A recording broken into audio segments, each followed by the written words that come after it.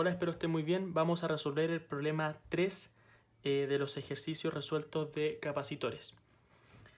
Este es un circuito que tiene un condensador, el cual para un tiempo t igual 0 se encuentra completamente descargado. El condensador no va a tener carga en un tiempo t igual 0 y nos pide la corriente I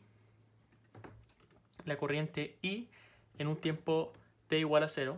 La corriente I, que por enunciado en la figura nos dicen que esta es la corriente I, en un tiempo t igual 0, que es cuando el condensador está completamente descargado. Lo que siempre hay que hacer es utilizar las dos ecuaciones de Kirchhoff, luego utilizar la fórmula de la capacitancia y después vamos a ir viendo qué más hay que utilizar. Entonces comencemos. Primero definimos las corrientes eléctricas, es decir, esa ya no las dan por enunciado, y después a esta yo le llamo I2 y a este que está acá le llamo I1. Y después nuevamente se juntan acá, por lo tanto nuevamente la corriente I. Entonces escribimos, en este nodo tenemos que hacer utilizar la ecuación de Kirchhoff. Por lo tanto, I es igual a I1 más I2. Esta es la ecuación I1. La ecuación 1. El segundo paso es utilizar la segunda ecuación de Kirchhoff. Para ello nosotros tenemos que darnos un signo a cada malla y definir las mallas. Esta yo me la definí como la malla 1 y esta que está acá como la malla 2. Todo esta que está aquí es la malla 1 y esta malla que está aquí chiquitita es la malla 2. Entonces de la malla 1 tenemos malla 1, vamos con la resistencia. Esa corriente no tiene el mismo sentido que la malla, por lo tanto menos esa corriente por la resistencia. Vamos con la resistencia que se encuentra acá. Nuevamente el sentido de la malla no coincide con el sentido de la corriente, por lo tanto también es negativo, y esto sería I2 por R. Luego tenemos una diferencia de potencial, que acá es más menos. Por lo tanto, ¿con qué sentido entra la malla?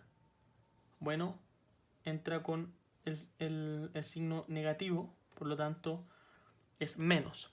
Y acá hay una diferencia de potencial que yo no la conozco, pero la puedo conocer con esta fórmula que está acá. Entonces yo le llamo BC. Y también tenemos la diferencia de potencial, que es la que está aquí, y notemos que entra con signo positivo, por lo tanto más B0 y todo esto igual a 0. Después tenemos la malla 2. La malla 2. Para la malla 2 tenemos esta malla que está acá. Nuevamente comenzamos por la resistencia. Para la corriente 1 no coincide con el sentido que yo medí la malla, por lo tanto es negativo. Y la corriente 2 sí coincide con el sentido de la malla, por lo tanto es positiva. Y la diferencia potencial entra con el signo positivo, por lo tanto tenemos esa ecuación de ahí. Por otro lado, la diferencia potencial no la conocemos, pero utilizamos esta fórmula y llegamos, utilizando la fórmula o la ecuación 2, llegamos a que la diferencia potencial BC es igual a Q partido la capacitancia. Pero notemos que en el instante t igual 0, Q vale 0. Por lo tanto, nos va a quedar 0 partido en C y esto es igual a 0. Esto ocurre para un tiempo t igual 0. Por lo tanto, eso que está ahí se nos va a 0 y esto que está aquí se nos va a 0. Por lo tanto, estas tres ecuaciones las puedo reescribir y se traducen a estas ecuaciones. Volviendo un poco atrás, lo que hemos hecho es, tenemos el circuito, definimos las corrientes, esa está definida por enunciado, esa la definimos nosotros, utilizamos las dos ecuaciones de Kirchhoff, encontramos las tres ecuaciones, después, acuérdense, siempre ustedes dicen que la diferencia potencial en un condensador es BC, después siempre esa diferencia potencial se calcula con esta fórmula que está acá, y para este caso, como la carga en el tiempo t igual 0 es igual a 0, por enunciado, porque nos dicen que en un tiempo t igual 0 se encuentra completamente descargado, llegamos a estas tres ecuaciones que están acá. Acá había puesto antes I1, pero era I2.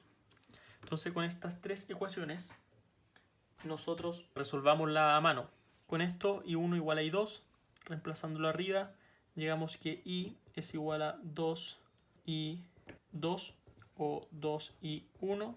Reemplazamos en esta ecuación que está acá y llegamos que 3I2 es igual a 3I1 y esto es igual a B0 dividido R. Por lo tanto encontramos el valor de la corriente de cada tramo, que es B0 dividido en 3R, reemplazando en la ecuación la de los nodos, llegamos a que la corriente I, que es la que nos piden, vale 2B0 dividido en 3R.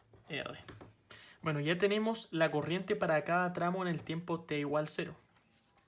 Ahora queremos encontrar la carga en el condensador. Entonces tenemos aquí nuevamente nuestro circuito. Ya tenemos nuevamente esta corriente así y acá I1. Al igual que antes, nos definimos las mallas. Utilicemos el mismo sentido y utilizamos las mismas ecuaciones que antes. La diferencia de potencial y la de los nodos.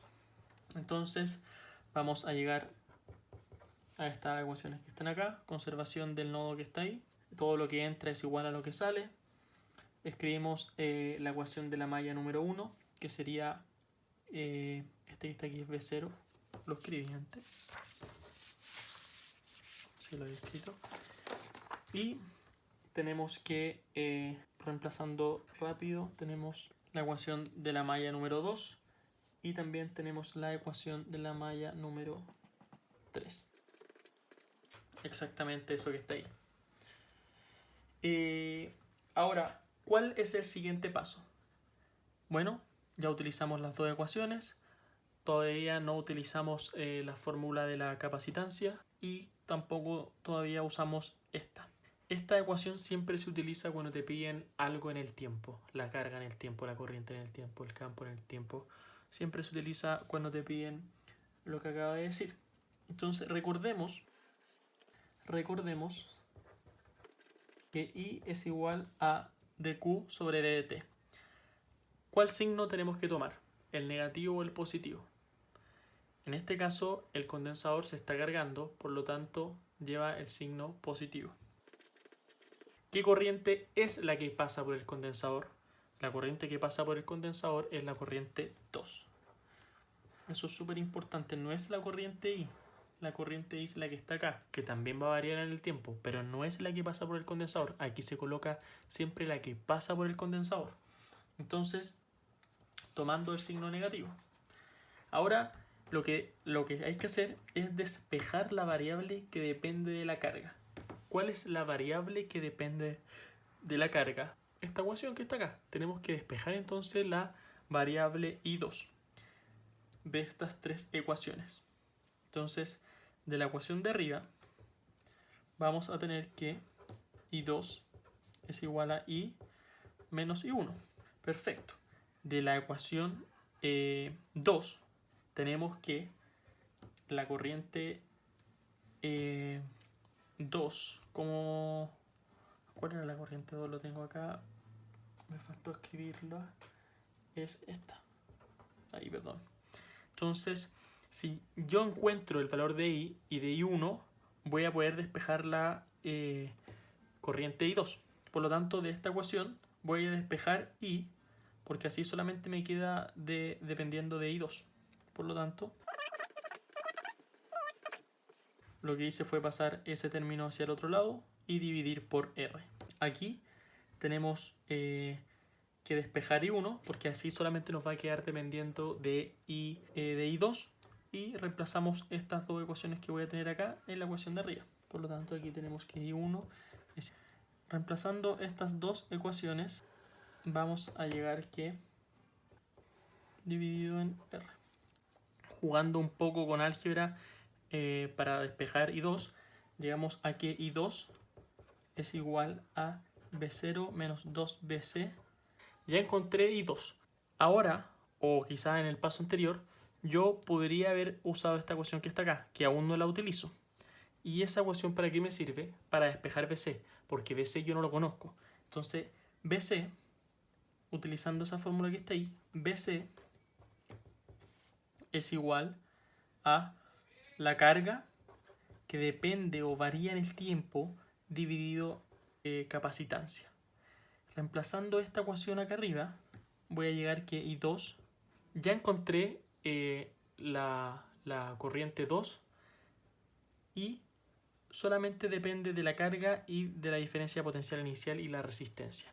Esto se hace siempre. Primero planteo las dos ecuaciones, puedo utilizar esa ecuación de inmediato, ¿ya? Yo la utilicé después para no tener que andar arrastrando siempre la carga a partir de la capacitancia. Y utilizamos esa ecuación. Lo demás es solo álgebra. Entonces, hasta ahora tenemos que...